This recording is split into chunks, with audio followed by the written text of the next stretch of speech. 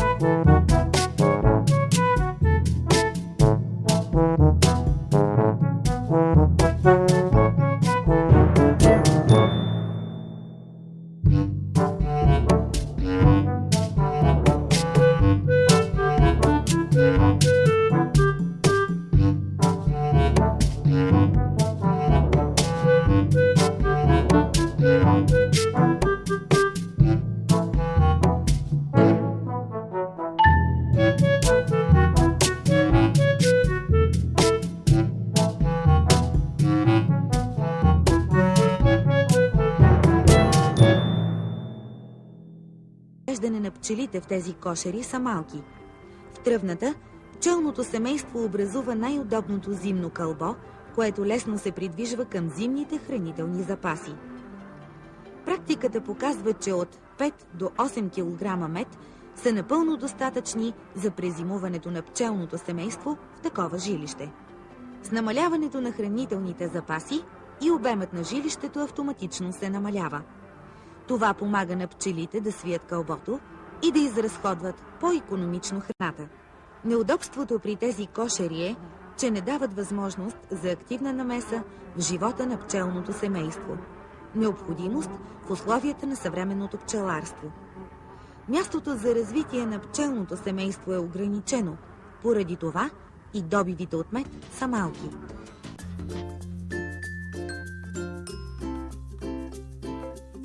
Пчеларската технология бележи непрекъснато развитие през годините в посока увеличаване обема на жилището.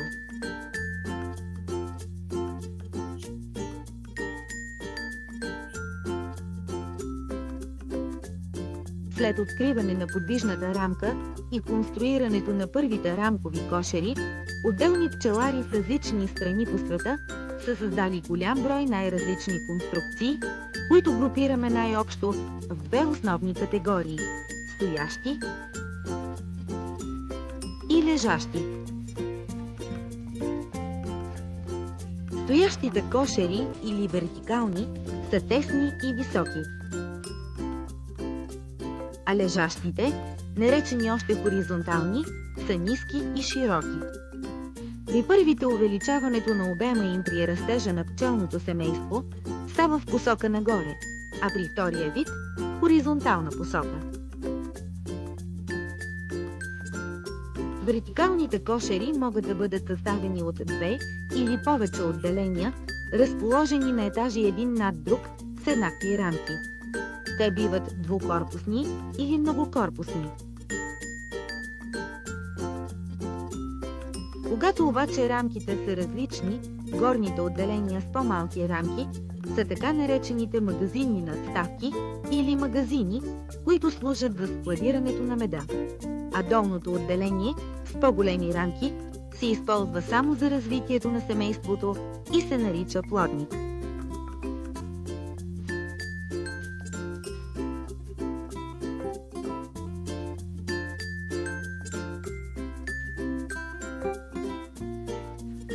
И в следващото предаване от нашата поредица ще продължим да ви запознаваме с жилищата на пчелите. Те са ловки, те са безжалостни. Те са хитри, те са пъргави. Те имат нужда от нашата закрила. Очи в очи с животните.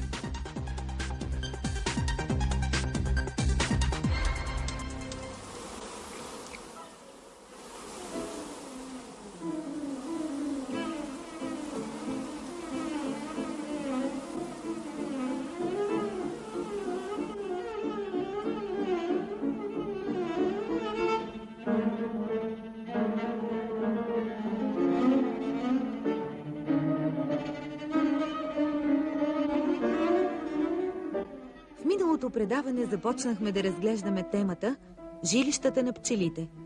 Те ще бъдат обект и на този филм от поредицата ни.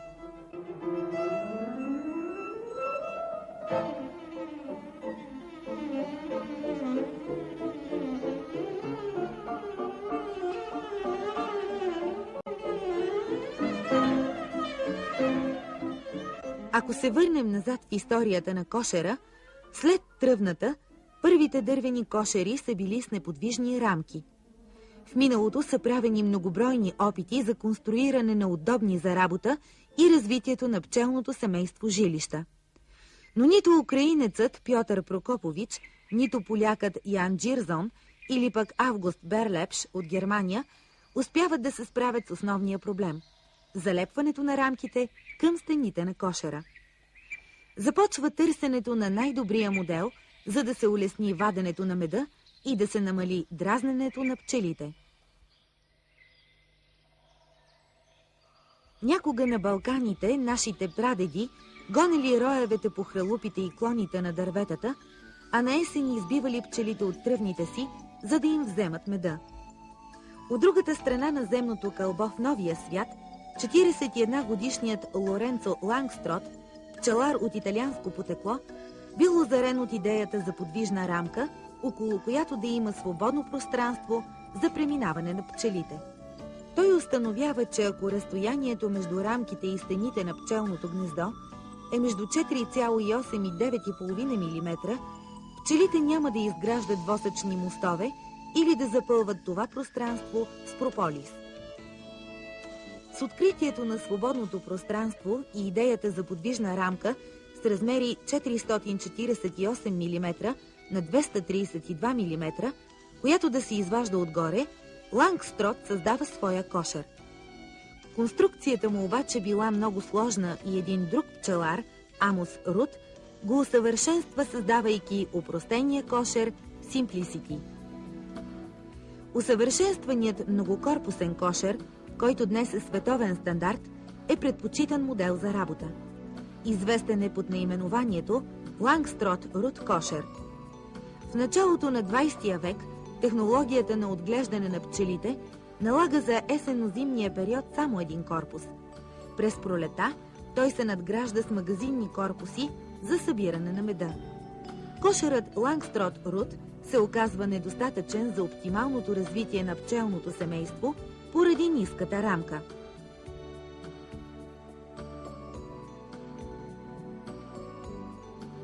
Следващият модел, приложен в практиката, е с рамка 470 на 290 мм, позволяващ оптимално залагане на пило и добро развитие на пчелното семейство за основната паша. Това е моделът на американския пчелар от френски произход Шарл Дедан. Той е с 12 рамков плодник, към който по време на медосбора се добавя магазин с 12 полурамки. По-късно този кошер е усъвършенстван от блат и е известен като Дадан блат кошер. Размерите на рамката в него стават 435 на 300 мм. При този кошер обаче е необходимо прилагането на трудоемка технология, което се изразява в работа на ниво рамка и изисква много процедури при зазимяването, пролетното развитие на семейството, размножаването и ваденето на меда. У нас този кошер се въвежда около началото на миналия век. По онова време при всички съществуващи модели кошери, пчелното семейство зимува и се развива само в едно корпусно тяло. Пръв американецът Джордж Демуц предлага през 1911 година двукорпусно отглеждане на пчелите в есенно-зимния период. При него горният корпус с хранителни запаси е получил названието хранителна надставка. Американците считат, че с въвеждането на хранителната надставка е извършена революция в пчеларството. Този метод изключва зазимяването като елемент от технологията, както и всякакви подхранвания през есента и пролета или през лятото, когато липсва паша. Същевременно пчелното семейство има винаги достатъчен простор за развитие. С въвеждането на двукорпусната технология, 10-рамковия кошер Лангстрот Рут се утвърждава като най-сполучливият модел.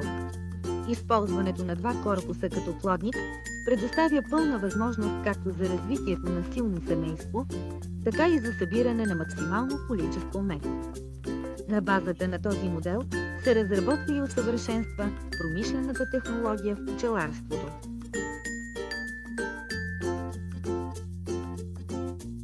Американският специалист по пчеларство Клейтън Леон Фарар се сблъсква в проучванията си с така нареченото мъртво пространство от 4-5 см между рамките на двата корпуса в кошера Лангстрот Рут.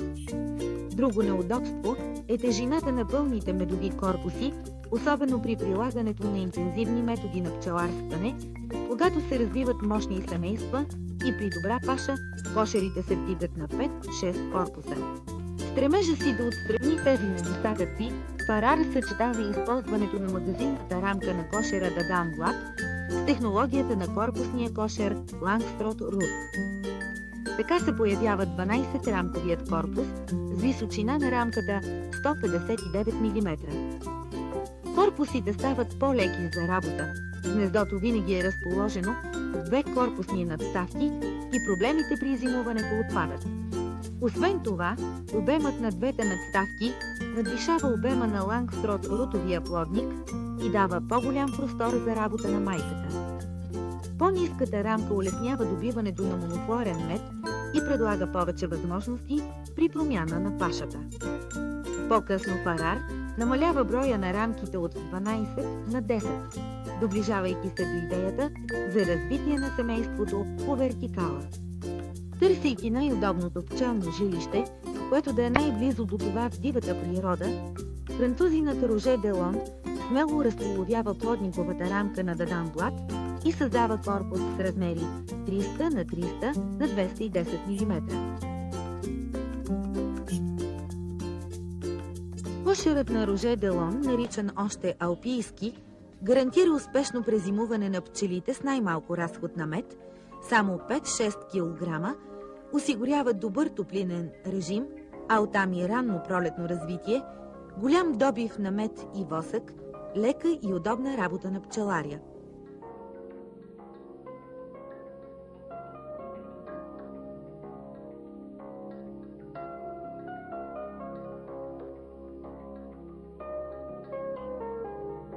С алпийския кошер човекът преоткрива естественото пчелно жилище хралупата, признавайки ненадминатата мъдрост на природата.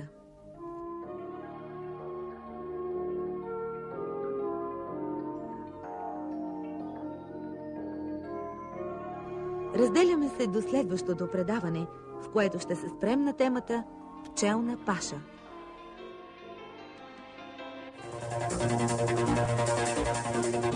Ние сме огромни, ние сме величествени, ние сме могъщи.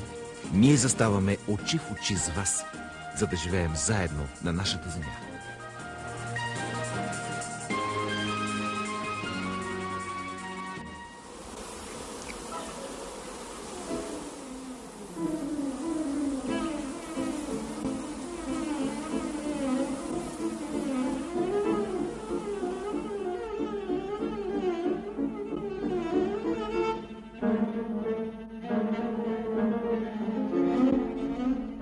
След като се запознахме с анатомията и биологията на пчелите, особено важно е да знаем кои са най-разпространените медоносни растения, така нужни за производството на стоков мед и цветен прашец.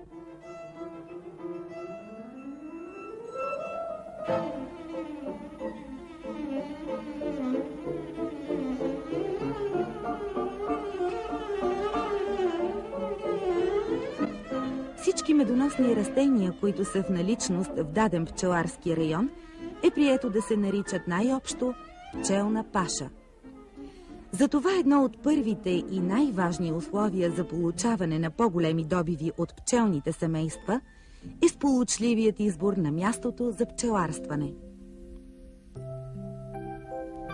В страната ни има няколко хиляди цъфтящи растения, които отделят нектар или дават прашец.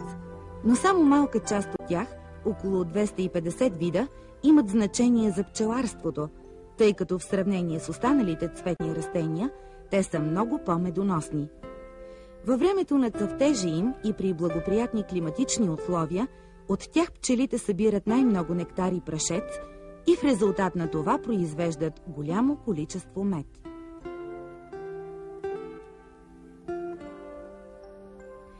Различните периоди на цъфтеж на медоносните растения определят и така наречената главна беритба, или както е прието да казваме, главна паша.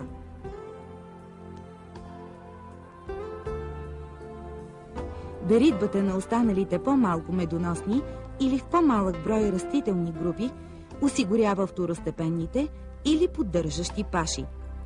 Те също имат важно значение, защото подпомагат растежа на пчелните семейства, макар и да не допринасят за получаването на стоков мед.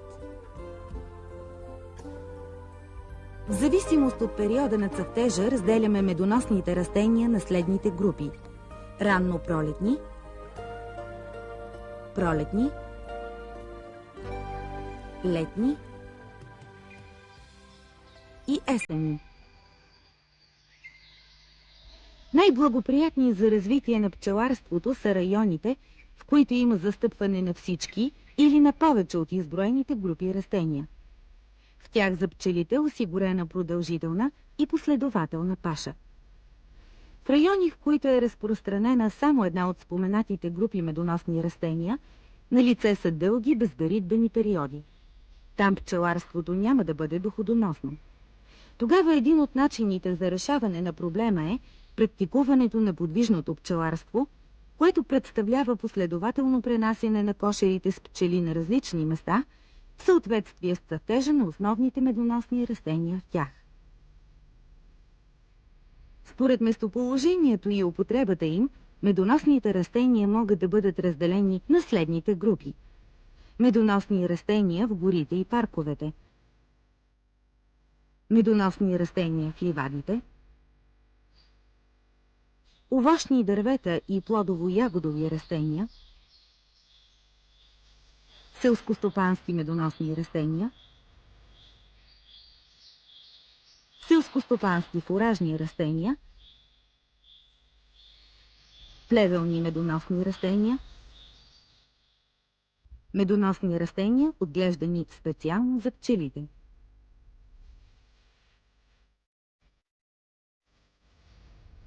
Нека сега да се запознаем с някои от най-разпространените медоносни растения от изброените групи. Ще се спрем най-напред на горските медоносни растения.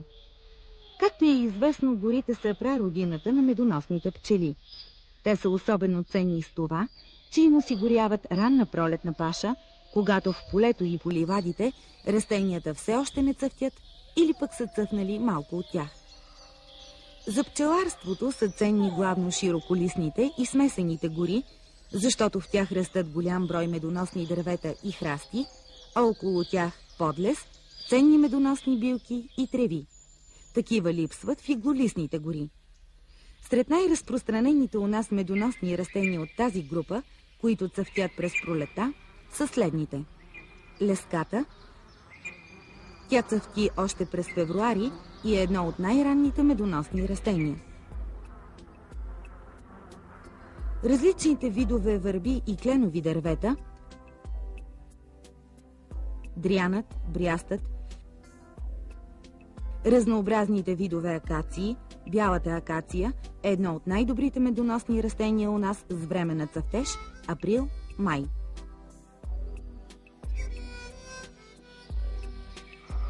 Плодните храсти, предимно горската малина и капина.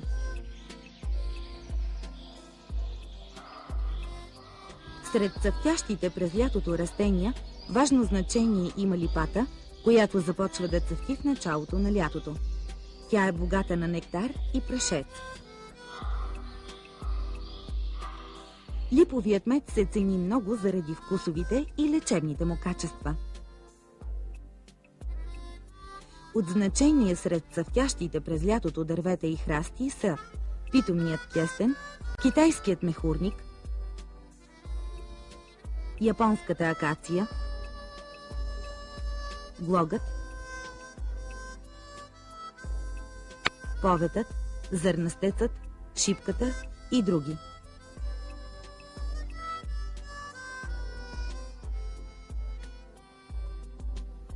От иглолистните дървета борът, елата и смърчът имат малко значение за пчеларството, тъй като не отделят нектар. От тях пчелите събират само цветен прашец и смолисти вещества. Като цяло иглолистните гори са почти без значение за пчеларството.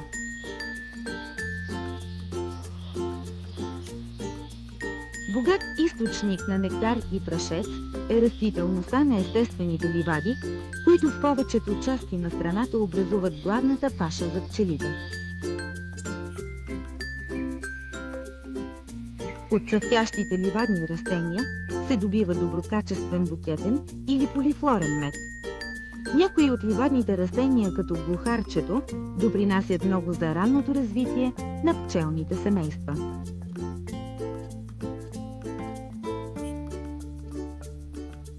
Колкото растителността на ливадите е по-разнообразна и ако повече са застъпени бобовите и остоцветните растения, толкова тя е по-ценна за пчеларството. Обикновено цъфтежът започва в началото на май и завършва в средата на юли, с максимум на цъфтящите растения през юни. Много ценни в медоносно отношение са различните видове детелина, особено бялата, както и звездиче тревисто. Добри медоносни растения са звезданът, конският гусилек, сърповидната люцерна, бялата и жълтата помонида.